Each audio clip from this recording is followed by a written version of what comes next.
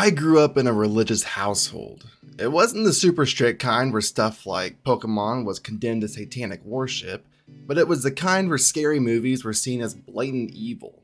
Only psychopaths consumed that type of content.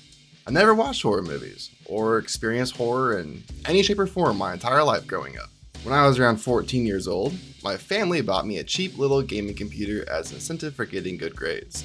It was one of the coolest things I ever had, and it sparked my love for what I do today. This computer had helped me open my eyes to the world around me and showed me just what I've been missing out on my entire life. I discovered Garry's Mod, Valve games, the world of indie games. I even had a crippling addiction to League of Legends, which I have thankfully recovered from. But there was one day, this little game came across my Steam page, and it would proceed to scare the absolute hell out of me. I didn't even play it, but its image caught me off guard. It struck me as a creepy and disturbing game.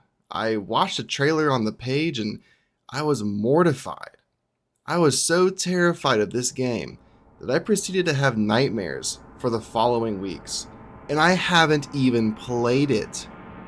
The game in question, the horrifying game, it's a little known game called Five Nights at Freddy's. Yes, you heard that right. Back in 2014, Five Nights at Freddy's was considered a terrifying experience by many, at least for me. It was my first ever horror game. That's probably why I still enjoy it a little bit today. The nightmares had to stop for me, and I thought the best way to do it was by exposure therapy. And let me tell you, that game was a blast.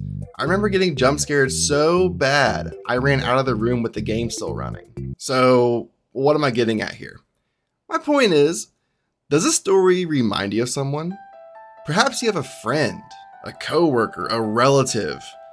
Maybe I described you. Today, I don't come here talking about any particular game, but rather, I want to challenge you to play horror games, even if you're terrified of them.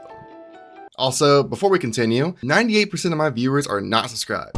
I'm trying to reach 100 subscribers, and I am so close to that goal. If you enjoy my content, please subscribe so I can make more of it for you. Thank you. So let's get back to the video. So, why play horror games? I hear you asking. Horror games are, in my opinion, one of the best genres. Horror is subjective. What scares you might not scare me. It takes a lot of creativity to land, and it's where the artist can truly shine. There are more generic horror games, sure. You got your games like Slender Man, which is just walk around until the tall guy slams his piano and gets your screen all filled with static.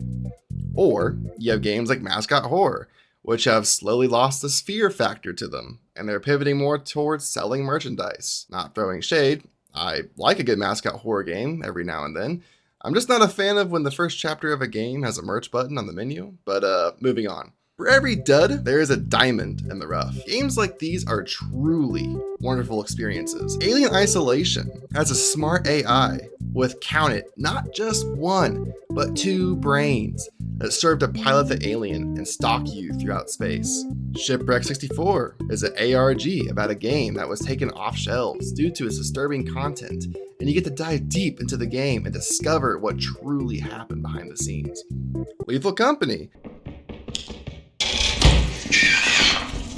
These games left impressions on me that I still think about today. And honestly, that's really saying something considering how simple of ideas some of these games are. Maybe you've played a horror game that didn't scare you and you wrote off the genre. I promise there is experience out there for you. Another reason you should play horror games is its health benefits. Yes, you heard me right. Horror games actually have some health benefits to playing them.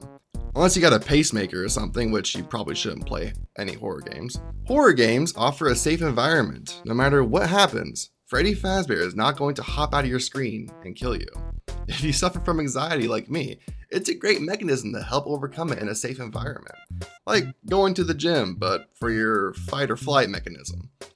Horror games also give you a rush of dopamine. After the jump scare, it has you feeling good, even in a safe environment with no real danger. When you calm down, the dopamine floods your brain like, hey, you survived. You get to live another damn day.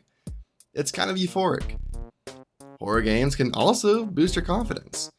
Navigating through something that really terrified you and conquering that experience can leave you feeling unstoppable. Yes, I survived Five Nights at Freddy's, so maybe I can make that phone call to schedule my doctor appointment tomorrow. Anyways, that's about all I got. I'm pretty happy I played Five Nights at Freddy's 10-something years ago and gave myself a love for the art. I hope if anything you take away from this video that there are wonderful times to be had, even in the scariest of games. Do you enjoy horror games? Got a cool experience with them? Tell me your story in the comments, I'd love to hear it. Thanks for watching guys, and have a happy Halloween.